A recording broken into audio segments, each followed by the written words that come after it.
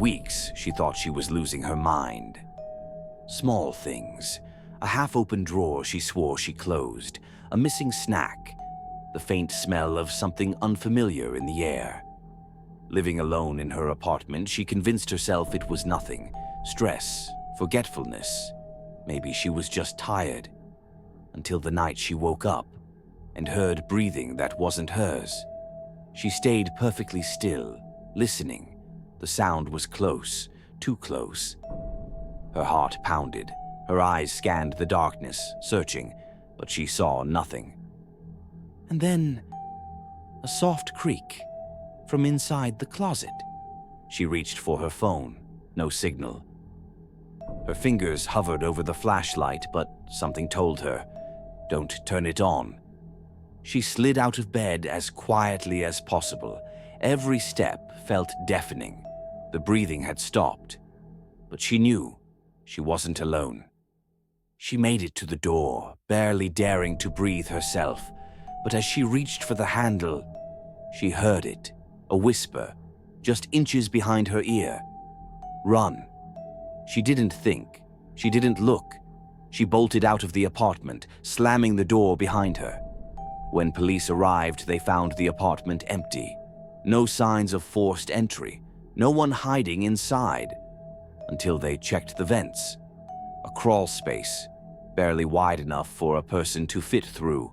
But inside there was a nest, food wrappers, a sleeping bag, a notebook. Someone had been living there, watching her, waiting. They identified the fingerprints. The man was wanted in multiple states, a serial killer who targeted women living alone. And he had been inside her walls for over 2 months. He was never caught. To this day, his last known whereabouts remain unknown. And sometimes, she still swears she hears breathing in the dark. 2 more stories to go, and each one is even worse. It was late, too late to be standing alone on the side of the highway. Her car had broken down miles from the nearest gas station. The road was empty, stretching into the dark. Then headlights appeared in the distance. A car slowed down, rolling to a stop beside her. The driver leaned over, smiling. Need a ride? She hesitated, but what choice did she have? She climbed in. The doors locked automatically. At first, everything seemed normal. The man made small talk, asked where she was headed. Then his questions became unusual. Do you live alone? Does anyone know you're out here? His hands gripped the steering wheel too tightly. His smile never quite reached his eyes. She glanced at the dashboard. No fuel gauge, no radio. The entire panel was stripped bare. That's when she saw it. The door handle. There wasn't one on her side. Her pulse quickened. She forced a smile, acting like she hadn't noticed. Outside, the road stretched into endless darkness. No signs, no lights, just empty fields. And then, he turned off the highway. She laughed nervously. This isn't the way to town. His grip tightened on the wheel. Shortcut. Her fingers dug into her seat. Her mind raced. Every instinct screamed, get out, now. Then, movement. Up ahead on the side of the road, a gas station, a single car parked outside.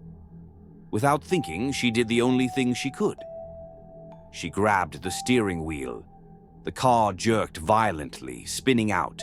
Before he could react, she threw herself at the door, shoving it open just enough to squeeze through.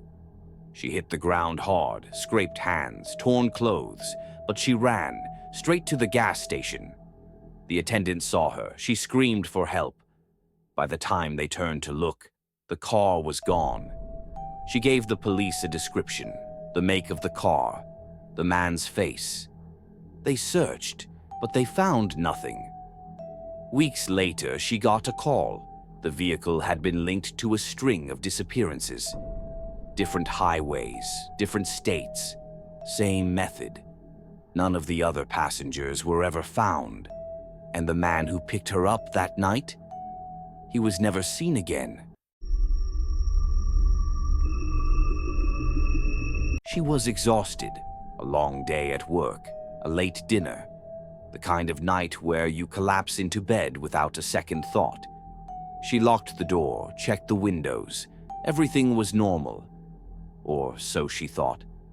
As she slipped under the covers, a strange feeling crept over her.